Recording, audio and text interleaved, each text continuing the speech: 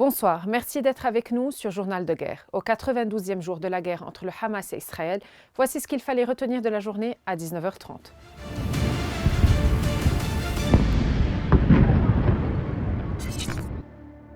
Nous commençons avec la frontière libano-israélienne. Les échanges de tirs entre Israël et le Hezbollah ont repris en s'intensifiant tout au long de la journée. Le Hezbollah a annoncé en début de matinée avoir lancé 62 missiles visant la base de contrôle aérien de Méron comme première réponse à l'assassinat le 2 janvier du numéro 2 du Hamas, Saleh al-Arouri.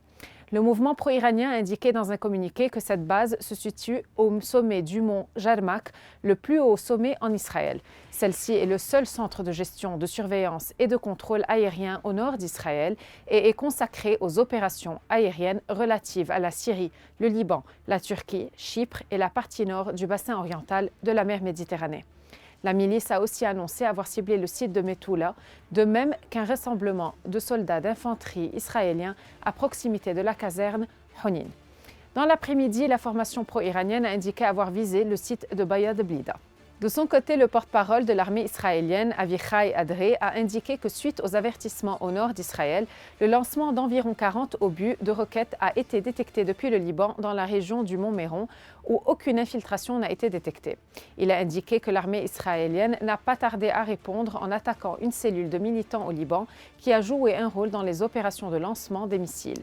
Des avions militaires israéliens ont mené une attaque aérienne à la périphérie d'Aït al-Sha'ab.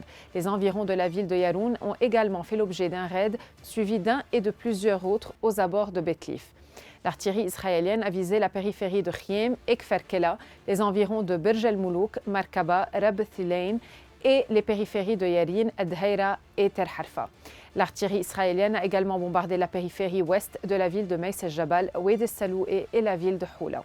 Plus encore, une forte explosion a été entendue à proximité de Saïda et des villages côtiers d'Eklim el-Kharroub et el-Zahrani, ainsi qu'une série de raids israéliens visant la région de Kawthariyet el-Siyed à Saïda.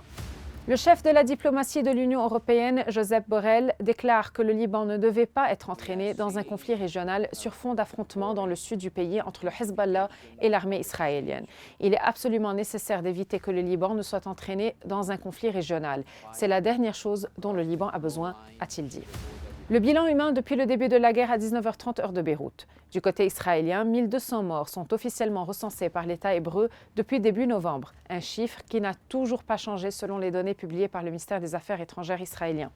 Du côté de Gaza, le ministère de la Santé a recensé près de 22 722 morts parmi les Palestiniens depuis le 7 octobre. Le chef du Hamas, Ismail Haniyeh, appelle les dirigeants arabes à faire pression sur le secrétaire d'État américain Antony Blinken lors de sa visite au Moyen-Orient pour qu'il se concentre davantage sur la fin de l'agression afin de mettre fin à l'occupation de l'ensemble du territoire palestinien. Le chef de la diplomatie américaine Antony Blinken a rencontré son homologue turc Hakan Fidan à Istanbul en Turquie dans le cadre d'une tournée régionale qui le mènera notamment en Israël, en Cisjordanie occupée et dans 5 pays arabes pour plaider en faveur d'une aide accrue à Gaza et parler des moyens d'éviter un embrasement régional 3 mois après le début de la guerre entre Israël et le Hamas. L'Organisation mondiale de la santé et le Fonds des Nations unies pour la population livrent du matériel médical à la pharmacie centrale du ministère de la Santé de Gaza à Khan Younis pour que les hôpitaux de la bande de Gaza puissent venir prendre les fournitures dont ils ont besoin. Des images diffusées par l'armée jordanienne montrent de l'aide humanitaire franco-jordanienne chargée dans un avion cargo militaire en Jordanie, puis larguée au-dessus de Khan Younis et d'un hôpital de campagne jordanien dans la bande de Gaza. La France et la Jordanie ont largué 7 tonnes d'aide humanitaire et sanitaire sur la bande de Gaza, où les quelques 2,4 millions d'habitants manquent de tout après bientôt 3 mois de conflit, a annoncé vendredi le président français Emmanuel Macron. Merci de nous avoir suivis sur Ici Beyrouth. On se retrouve demain pour un autre résumé de la situation.